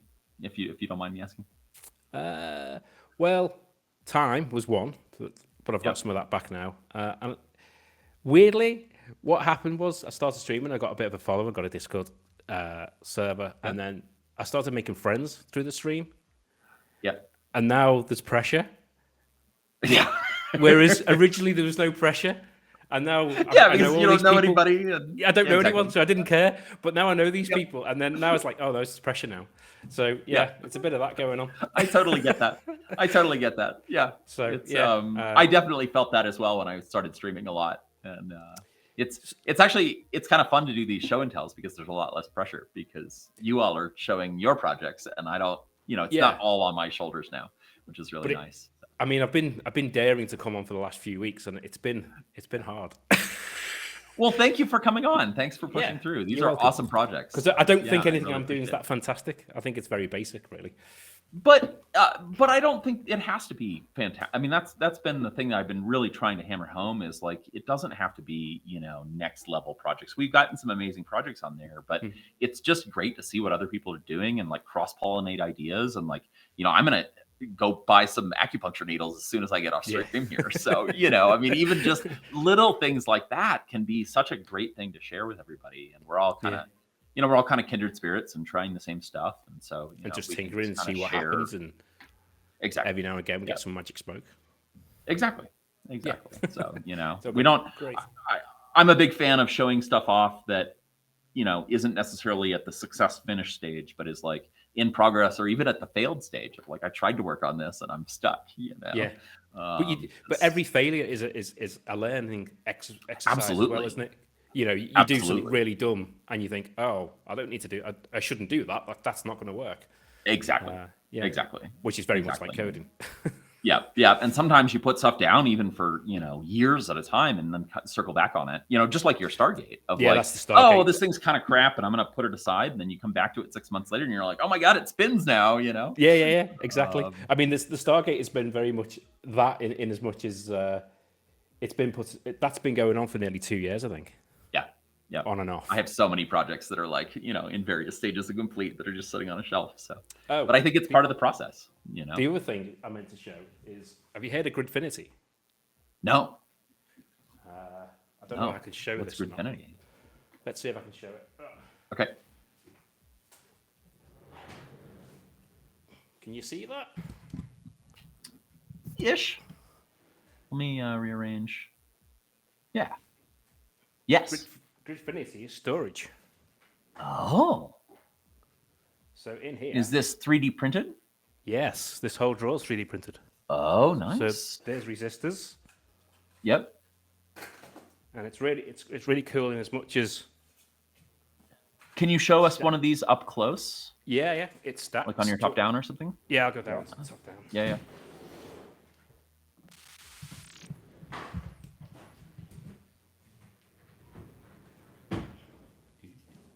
I wish there was a way I could reposition myself to a different corner here. Right, where are we there? Okay, so basically this is a whole system where you can bring whatever trays you want. Yep. And it stacks. And do you have? I can't tell. Do you have lids on them, or are they just open? No. There's no lids on them. There are ones Yep. people have done. It's a whole open source thing. Yep. And if you give me 2 seconds, I'll get a tray. 1 second. Yep.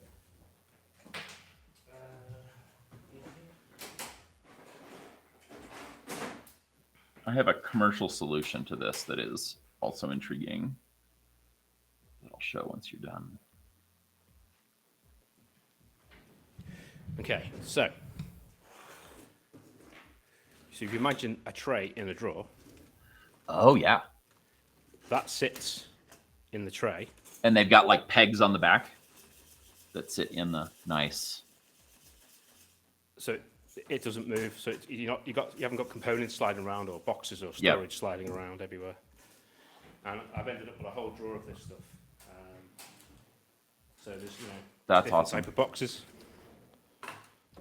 Yep. That's the grid.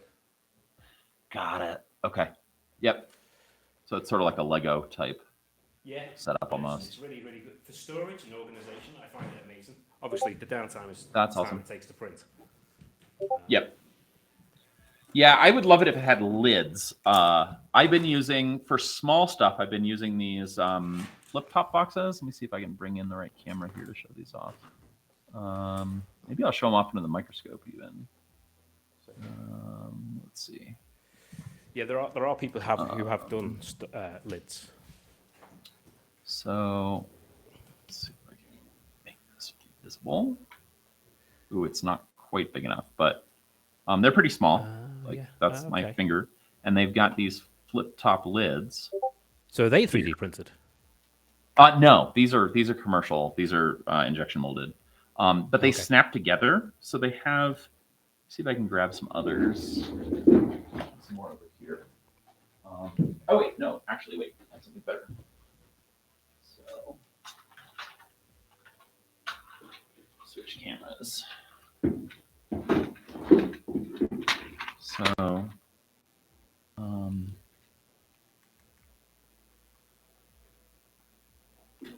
so here, turn this light off. So here is a grid of them, and they all have flip-top lids with a clasp on them. And then I've come in and labeled them, but and then they have these rails on the side that are like sort of, and they slot together, and they're on a grid, right? So it's 3 per one of these, and they have a bunch of different sizes, and then they have like tabs that lock them in, and so you can build these sort of grids with them. And I have a bunch. I bought a ton. So you can build that. So you can build your own. Exactly. And I like them because nothing comes out, right? So right. Okay. I hate drawers. I like to be able to see stuff out. Like drawers is where things go to die, in my opinion. I'm very much of the Adam Savage opinion. I was just going to say that's an Adam Savage line. Yeah, it is, absolutely. And I am so in agreement with him. And so I really like these because I can just treat these as like a toolbox that I can carry around. Yeah. And don't have to worry about it. And I can build, this is all capacitors, right? This is all M2, bolts and nuts, right? I can build whatever I want. And then recently, let's see if I can reposition a camera here. I've got these. I just bought cheap wire rack, like paper organizers, like office organizers. Okay. Yeah. And I've been using these mostly for, like the kits you buy on Amazon, right? Like this is a heat shrink kit, right? And so I just label the end because I was ending up with these stacks of kits everywhere. Right. And so I've got a couple of these up here and a couple downstairs. But I think also like these grids would be perfect to slot into those, right? So then you can easily see, okay, I want to pull this out and work with it. The reason why go ahead. Oh, sorry. The reason why I ended up in the drawer thing is I'm limited on space. Oh, yeah. So makes sense. You end up going where you can. Yeah, totally.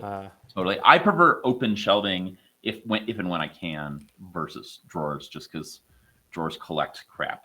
Like they're receptacles for crap. Luckily, I'm really organized. I'm quite this whole room's was getting reorganized today. That's what I was in the middle of doing when you said nice. Come on, I was like nice. Yeah. So yeah, that's pretty much it really. I don't think I've got anything. Oh, I do. Well, yeah, I can't. I'll have to check out Gridfinity though. Yeah, Gridfinity is good. I have got a robot project, but it's just a 3D print at the moment. But that was going to have a LiDAR. You can buy LiDARs for like £90. Yeah, and it's come way down.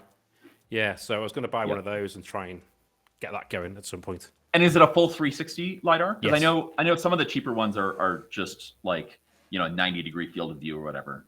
Yeah, I believe if I've understood it correctly, it's a full 360. That's awesome. That's one of those projects that you start and then you see the costs escalate. So you're like, exactly. £90 for that. Oh, I need a pie. I can't get a pie at the moment. I've got a spare pie, but I have to take it off that project. I don't want to take it off that project. What have I gotten myself into? Yeah, and then before you know it, you're like, oh, it's £300. You're like, oh well, this is a great hobby. I don't know if you caught the live stream last week, but I very much felt like steering wheels were something that was ripe for that. Of like, I'm just going to spend a couple $100, and now all of a sudden I've got $3,000 invested in. Yeah, I'm going to start some steering wheels. Well, we may as well do a gear stick. Oh, we may as well do pedals. Exactly. Let's have the dash. exactly. Yeah, particularly with O'Bother's setup. Yeah. Oh yeah. I mean, what he does is crazy. I've watched a few of his streams, and he really goes overboard. But no, this has been brilliant. Yeah. Thank you. That's awesome. Awesome. Yeah. Thanks for coming on. Yeah. No worries. Come back when you get any of these things working. Well, I will. I definitely will. I'll pop them in Discord or whatever, or come back on the stream. Excellent. Yeah. Please do. Yeah, please come back on the stream and show us finished projects too. Okay. It's great to see them like in progress and then the finished ones. So yeah. Have a good one. And you. Okay. Bye for now. Oh, that was awesome. That was awesome. So yes, you do not have to have a finished project to come on here. You can have just parts. Yeah, we'd love to see it and love to share with you. And who knows, you may get some good ideas from chat. So yeah, it's more than welcome. This is really meant as a space that's friendly to stuff that's in progress and even stuff that you're struggling with. So it doesn't have to be finished and amazing. So yeah, awesome. How are we doing on time? Oh, we're kind of coming up against the end here. I don't know. What do y'all want to do? Can I answer some questions, or we can do a little more micro soldering, or I'm going to run until the end of the hour. So we got about 8 more minutes. Oh, we got some comments to chat messages to talk about. Oh yeah, we got some good questions in here. Thank you, Barlis, for pointing that out. 1010 says, I would love to get a stereo microscope set up with video feed. Any recommendations or lessons learned that you could share? Yes, I have the perfect microscope for you. For $300, you can get a microscope very similar to this one from the same vendor I got this from my favorite microscope lady, Sumei in Shenzhen. A whole bunch of people have gotten microscopes from her. They're great. They're way cheaper than like an Amscope, but very, very similar. It might even be the same factory, just under a different white label. It's Min Vision. But the best way to find it is if you go to my channel and find the video titled A Boy and His Microscope, the link to buy it is in that video. That is the microscope that I have in China. The only difference to this one is, so it's the same main microscope body. This one's black instead of white. I have a different stand for it, which maybe I can show you. I actually do really like the stand. Hang on. Let me bring in the other camera. The over-the-shoulder camera is interesting. I put that up today because I thought I was going to use my crazy contraption, my crazy, hang on, it's focused. My crazy don't lose components contraption. So, and you need to shoot over the shoulder because it's blocked on all sides. But so I have this nicer stand, which I like. It has, can go in and out like this, and it's very adjustable. The other one's on a more traditional microscope stand. Totally fine for an entry-level microscope. I just knew with shooting and with streaming and stuff, I wanted a little bit more ability to move the microscope around. Pretty happy with it. And then it has a 4K camera, and the 4K camera is okay. I'm not convinced it was worth the money over the 1080p camera that comes with the default package. So anyway, that's the setup. I'm sure people in here even have one. So I'm not looking at chat right now, but yeah. So yeah, that would be my recommendation. In terms of, do I have any lessons learned? Not much. You do need to learn how to focus because it's a trinocular scope, and I do have a lesson learned. It is important to get a microscope that is proper trinocular. What trinocular means is you can see in both eyepieces and the camera at the same time. There are microscopes out there that when I looked around the markets in Shenzhen, most of the microscopes that I saw that were of this form factor had a pin that you pulled that blocked off one of the eyepieces and opened up the camera. So they're only binocular and they just had like some sort of toggle. So I really think it's important to have trinocular so that you can see out of both eyes while you're running your video camera. All of Sumei's scopes, as far as I know, are trinocular. Never had a problem with it. You need to learn to make all of your optics parafocal, which is sort of a calibration process, if you will. Parafocal means when I change zoom levels, it doesn't change focus. And it's a process of, there are focus adjustments for each of the eyepieces and for the camera that are separate from the main focus knob. The main focus knob is, let me switch back to that view. The main focus knob is here. And this is just literally adjusting the height of the whole microscope head, which is, you want to have an adjustable chair to go with it, because as you adjust your focus, you're going to actually need to change the height that your head is at, and you can get real cramped up neck if you're if you're bending over too much or if you're straining. So you want to have an adjustable height chair. Yeah. Let's switch back to this view here. So that making it parafocal is a process of zooming in and out while adjusting the focus of your camera until your camera holds focus across the full zoom range. And it's kind of just a fiddly, like you have to play with it kind of thing. So you're adjusting with both the main focus and the camera focus to, you zoom in, you get it in focus, you zoom out. If it's out of focus, you tweak the camera focus again, you zoom back in, tweak the main focus until it's in, kind of iterate. And then you adjust your eyepieces. And that way, the ideal is that you can just focus based on your eyes and your camera's in focus.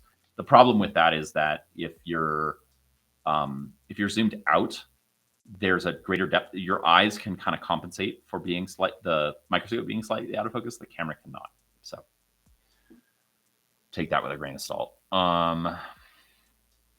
I think that's all I'd say. Sima is awesome. She doesn't speak a ton of English, but she provides great support nonetheless. So feel fully confident in her. Totally, you should order from her. Yeah.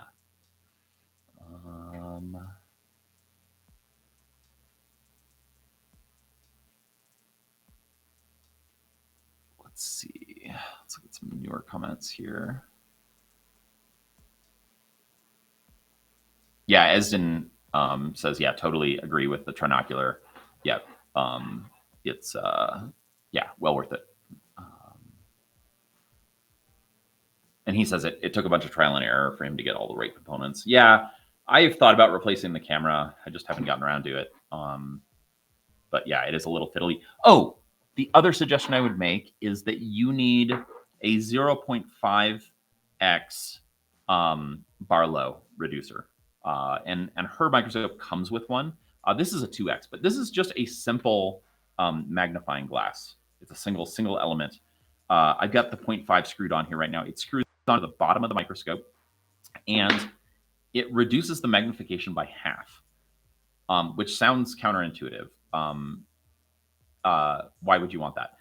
It doubles the working height. So I can have the microscope twice as high, which gives me enough room to get under there with tweezers and hot air and soldering irons and probes and things like that. If I occasionally will unscrew it, so I can have higher magnification at reduced working height, and so reduced area to work underneath the microscope. And then I have the 2x if I really need to inspect something, but I almost never use this. So I would recommend a 0.5 X Barlow and call it a day. Oh, that's interesting. The parafocal is called back focus on TV cameras. That's interesting. Yeah, it's super useful. It's a characteristic of most of my camera lenses is they're all parafocal. Generally, you want a camera lens to be parafocal. But I've had one of my wide angle lenses lose that, and I sent it in for repairs at Panasonic, and they said not repairable. So no idea what happened to it. I'm sure it got dropped or something, but I don't know what caused that. It's super weird. Yeah.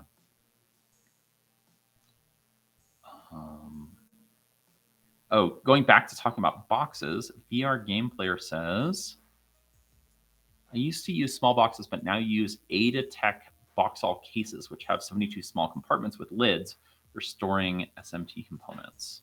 What does that look like? Let's Google that. Adatech. Is it Adatech? Sorry, I'm having to switch tabs. Boxall cases. Oh, yeah. Okay. I've seen these. Let's look at Adafruits. Ooh, they're not cheap, are they? Okay. Yeah, this is very similar to what I have, but less modular. But I like that it's a box. They give you labels and yeah. Okay. I have something that I also like from Harbor Freight, of all things. This may be mostly relevant to Americans. Let's just look up storage box. Oh, here we go. It's these. These are very similar to the Adam Savage. What the heck are the ones he likes called? His are very expensive. These are $10. These are replicas of the ones he uses. They're cool because the yellow boxes inside are modular. You can move them around in the box. It comes with a certain number of them, but and a certain number of sizes. But you can put them, you can rearrange them in the box, and they're removable. They're easily removable, so you can lift them out to go work at a workbench.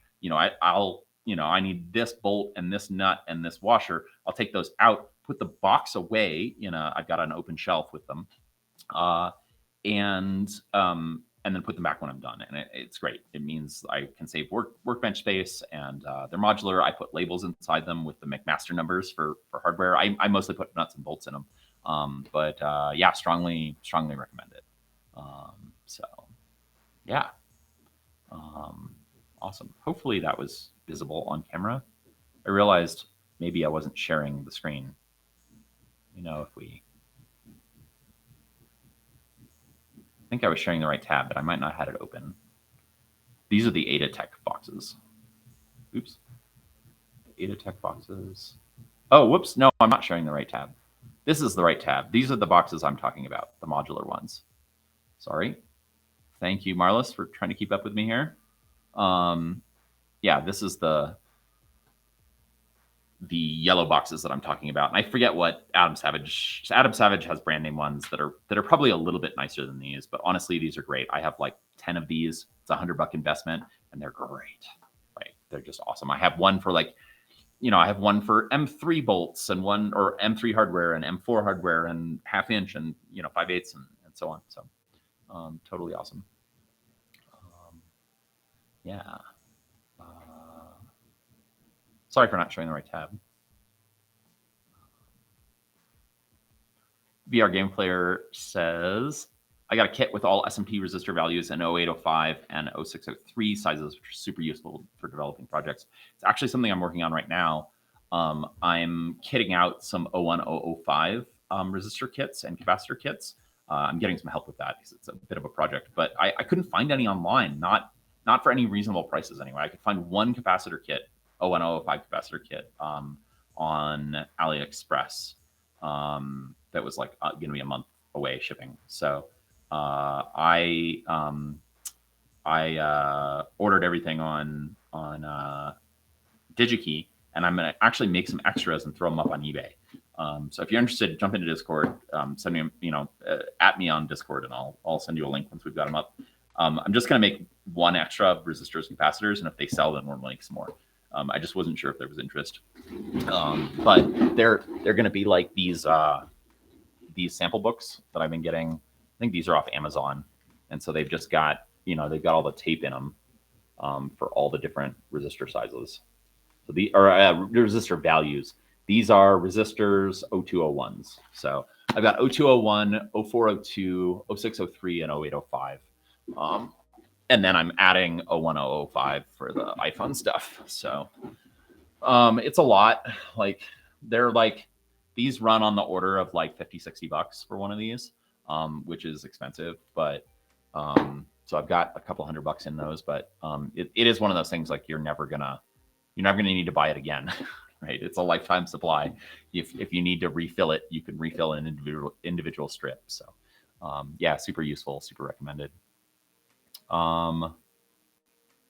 Someone said,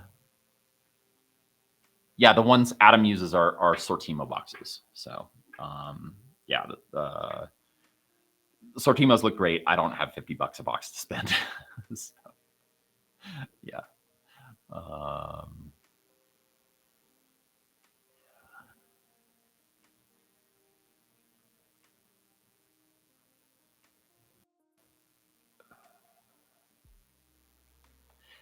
Yeah, Sako says they're not super precision; they're thick film. So yeah, I mean, I'm not looking for something super precision usually when I just need something to grab real quick. So I think it's fine.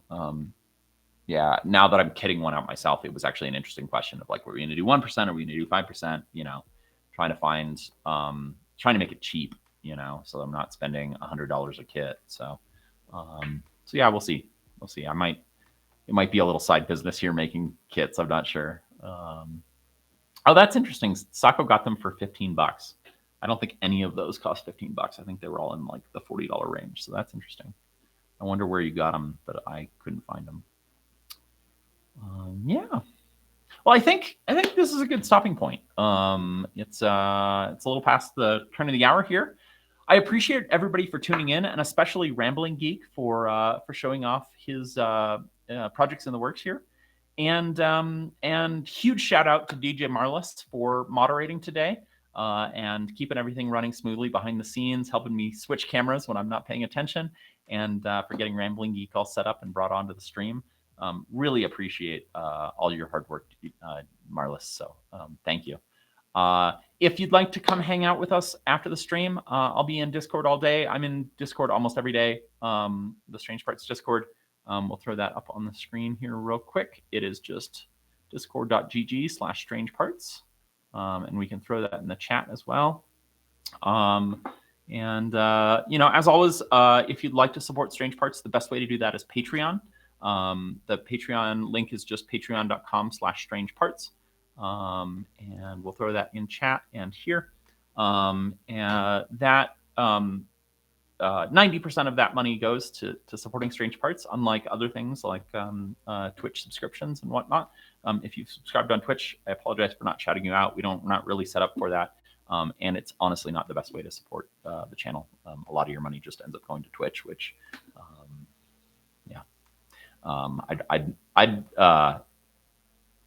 for your sake, I'd much rather your money have a bigger bang for the buck. So Patreon's the place to do that. That money really is going towards hiring a camera operator and editor to work with me here in the studio to produce more videos. So I'm hugely thankful to all the Patreon supporters out there. And if you're not yet a supporter but you'd like to become one, it'll give you exclusive behind the scenes access. You can learn what project I'm working on right now. I've got photos and interesting secret info there. All sorts of behind the scenes stuff. You get to see videos before anybody else while we're editing them. So you get to see rough edits, which usually include more detail than the finished video. And then you also get access at the higher tiers to all my design files for the projects that I work on, whether it's CAD or PCB designs or things like that. It's also, at the higher tiers, the only way currently to get a Strange Parts t-shirt or hoodie. So go check that out if you'd like to support Strange Parts. But as always, I just appreciate that you're interested in hanging out and watching what I'm doing, and really, really appreciate it. So, even if Patreon doesn't make sense for you right now, I don't want anybody going broke over supporting Strange Parts. So don't sweat it if it's not in the budget right now. I'll see you all on Discord after this, and I hope you have a great rest of your weekend. If you'd like to come on the stream next time, you can find the link at strangeparts.com/show-and-tell. And with that, I'm going to sign off. Have a great rest of your weekend. I'll talk to you soon.